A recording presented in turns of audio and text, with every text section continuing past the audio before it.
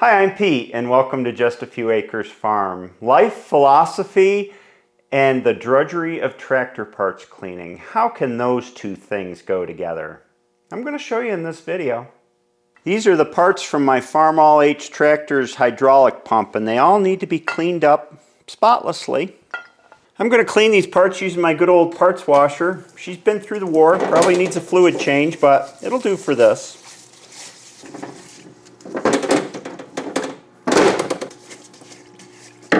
I have a selection of brushes and different tools for getting stuff off. I certainly have spent a lot of hours in front of this cleaning parts.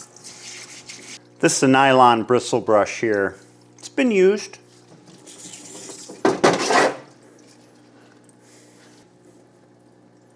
And a scraper knife. I got some residue from the old seal in here to scrape out.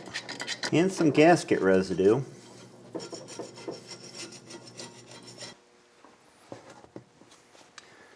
Oh, what's next? Might as well do this next. Tractor parts and philosophy, how can that be? Well, you can start at the really simple thing. It teaches you patience, right? You've got a mountain of parts to go through, and you're going to clean them one by one, and you're going to wait for gratification. That's something that is not easy to do these days. People want instant gratification, often by going out and buying something new, as in a new tractor. That's not me.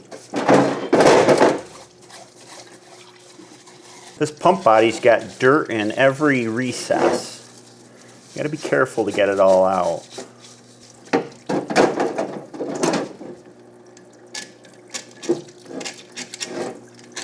Continuing on the simple side, it also teaches you the importance of attention to detail, and also what to pay attention to and what not to be a perfectionist about. Because if you're a perfectionist, life's going to be awful tough for you. You got to know what to pay attention to, and this pump body's a good example. If you look in here, see all that scoring? And then if you look up here, this surface is smooth. And what happened here is when somebody put the pump together the last time, they didn't center the pump body on the gears, and you had more wear on one side. Is this a deal breaker? If I were a perfectionist, I would say, yeah. As a realist, I say, this pump only works to raise and lower my sickle bar mower, not a huge load. And the low pressure that this pump makes means that this is good enough.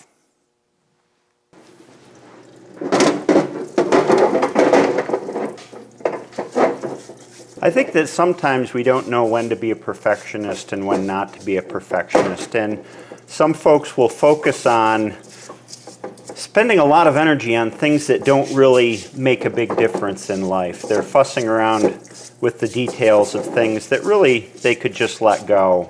And unfortunately, it makes their lives a lot more difficult. On a farm, we're always asking ourselves, is this thing that we think we might need really worth it in terms of the time that it'll save, or is a more complicated process really worth it when it has more moving parts and more things to maintain? And the fussier that things get, the more time you're going to spend agonizing over keeping them working.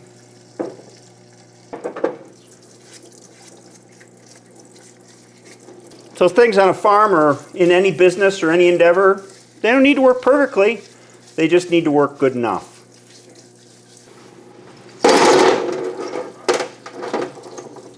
Of course, one of the other things that happens is you get to closely examine every part and start to think about how it was made and how it works, how the assembly works, how each part has a role.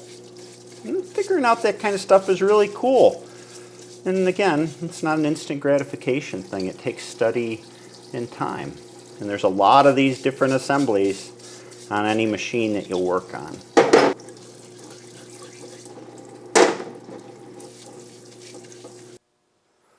Always according to the blueprint. And that's pretty much it for the simple lessons. Simple but powerful, often overlooked today.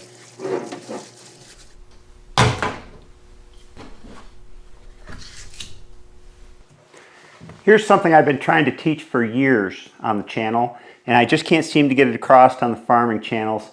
And cleaning parts, believe it or not, gets right to the heart of it. And of course I have a stupid simple drawing, because I like those.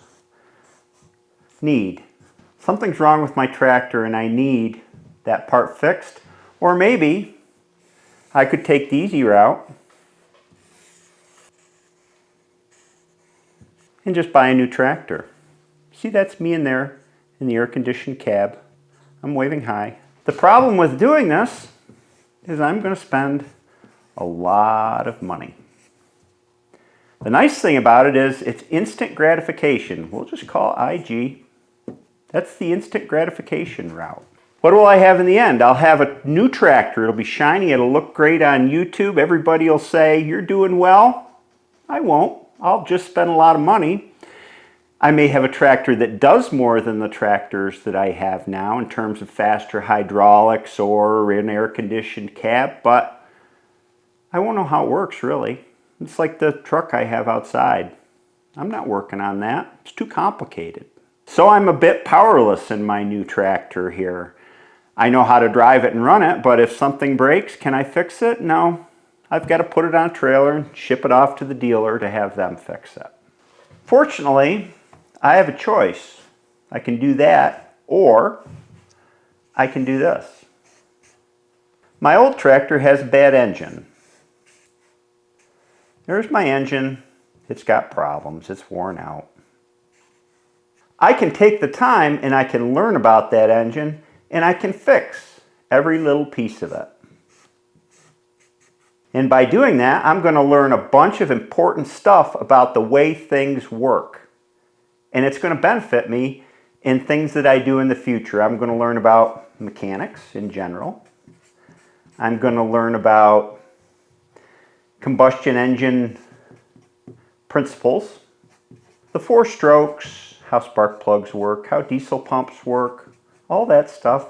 I'm going to learn about machining and tolerances when I check that engine out, what tolerances are okay and what needs to be replaced. I'm going to learn about parts sourcing, where to get the parts for a 50 to 80-year-old tractor and what the best prices are and where the best quality is. I'm going to learn about manufacturing techniques as I take that engine apart and put it back together. So it just goes on and on when I redo that engine. I've learned a whole bunch of stuff that may not be directly important for, well, it's important for the task at hand, but I may not see its importance for other things until later on. And I learned this when I did my house. I learned about all kinds of things that made me more resilient in life. And I didn't know it while I was doing it. I only figured that out afterwards, and that's why I'll always say that doing that house was the most important thing I ever did in my life. The work goes on and on. As I get into the drivetrain, here's my lousy rendition of 2 gears together. I get to learn about different things. I get to learn about gear train theory and how backlash works and how tooth mesh works and what's proper and what's not, and how ball bearings wear and how to check out whether a ball bearing is worn out, roller bearings, taper bearings, all those things to do with power transmission. And of course I'm going to get into the hydraulics like I am now. Maybe I'll just draw a couple droplets for that. How hydraulics work, what pressure and flow is important, how check valves work, how spool valves work, all that stuff. And again, I'm going to get back into some of the stuff I did with the engine, machine work, tolerances, measuring to the thousandth. It's important stuff. And it's going to go on and on. There's branches from each of these where I'm learning different fields of knowledge. And in the end, there's probably 25 of these little subset things in a tractor that I'm learning about. Probably the last thing I'm going to learn about is painting. And there is a whole field of knowledge regarding painting, different types of paint, how to cure paint, how to do body work, all that stuff. And finally, I'm going to have a new, to me, tractor, a new old tractor. Is that tractor as good as the one I would have spent a ton of money out on and gone out and bought? To me, it's better because I know everything about that tractor. I know to listen to the slightest change in sound and what that could be and how reliable everything is. And with the use of tractors that I have on this farm, that tractor will last me probably the rest of my life with very little work except for routine maintenance. And on the whole, I learned a whole lot of stuff that's really important, and I saved money along the way, assuming that I had the time to go through all this process, which a lot of people don't. So they take the shortcut, pay the money, and wind up with something that they're powerless to fix. That's why this stuff is so important. I wish I could find a more elegant way to say what I've said here that everybody would get. The problem is, a lot of the people that don't get this, they won't watch this video because it's about mechanics. C'est la vie. All right, let's get back to focusing on parts cleaning. Did you know there's a whole category of videos on YouTube that are just ASMR videos on parts cleaning, no talk? I don't know what ASMR stands for, but I've watched my fair share of them. Some of the fallout from this sort of thinking today is that folks get intimidated by thinking of the whole job. They got this big house or tractor to do, and they don't know where to start. Well, you just got to take it one assembly at a time. Learn about that assembly and then move on to the next assembly. Some people may say, well, you're a farmer. You don't repair machinery, you're farming. For me, growing up, repairing machinery and working with old stuff was always a part of farming, especially on a small farm. Farmer wears many hats. A few other great things about doing this work yourself is you naturally learn about history and the evolution of technology through history when you work on these things. I like working on all old things, old houses, old clocks, old tractors. Fixing things up till they're like new again teaches me about how things evolved through time. And it's also about individual empowerment, being more in control of your world. If what you're using is fixable by you, there's a feeling of power in that.